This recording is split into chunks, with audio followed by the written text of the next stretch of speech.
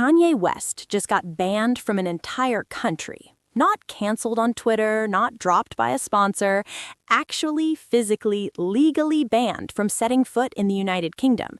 And here's what they don't tell you. He is nowhere near the first. There is a whole list of American superstars who have been told by the British government, you are not welcome here. And some of the names on that list are going to genuinely surprise you. Let's go.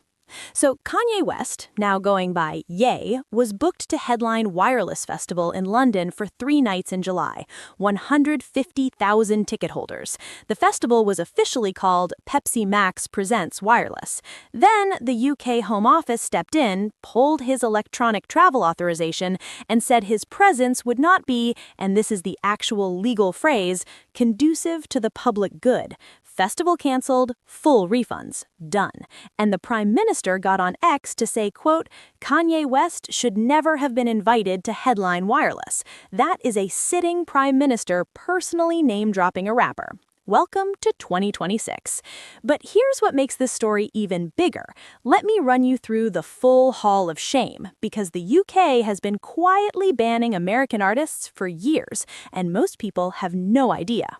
Snoop Dogg. In 2006, Snoop and his travel party got into an altercation at Heathrow Airport, and the UK said, nope. He was refused entry not once, but twice in the same year.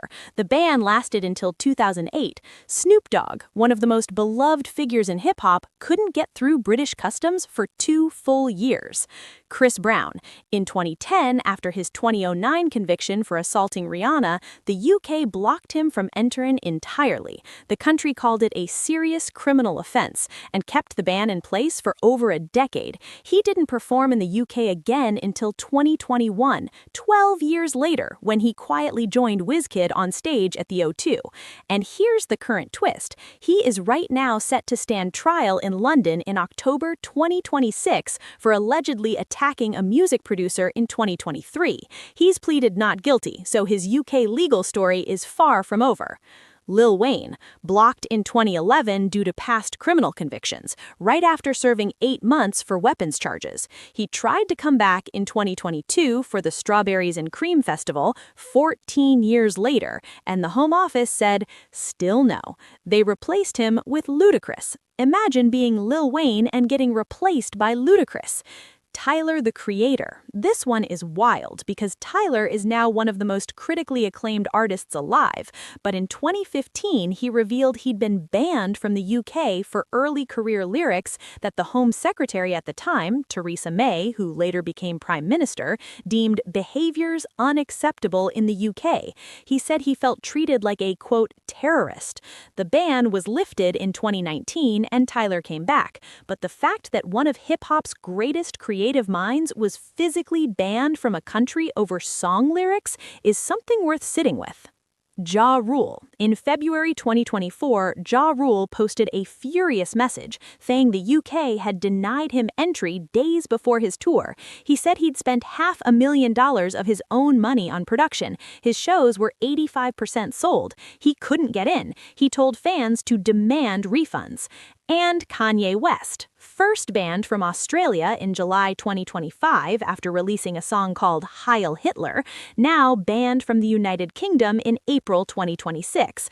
The rapper, who was once considered one of the greatest musicians on earth, is now physically not allowed in 2 major English-speaking countries. Here's what's actually interesting about this list when you zoom out. The UK bans artists based on 2 different things, criminal records and what they call conducive to the public good. The criminal record bans make legal sense. You have convictions, you get denied entry. That's standard in most countries.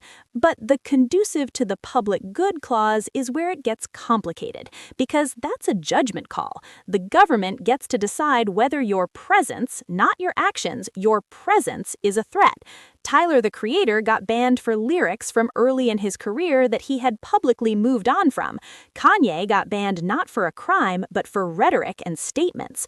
That's a different kind of power, and the question of where that line is and who gets to draw it is one the music industry is going to be dealing with for a long time.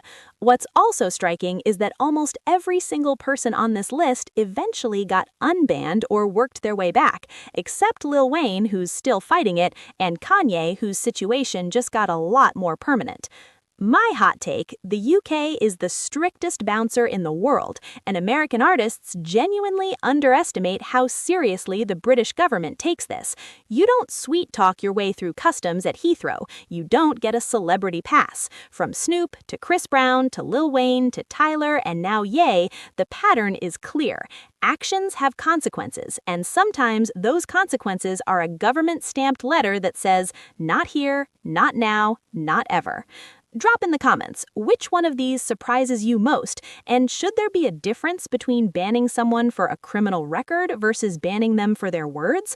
I want to hear where you draw that line. Like the video, subscribe if you want to see these deep dives every day, and I'll see you in the next one.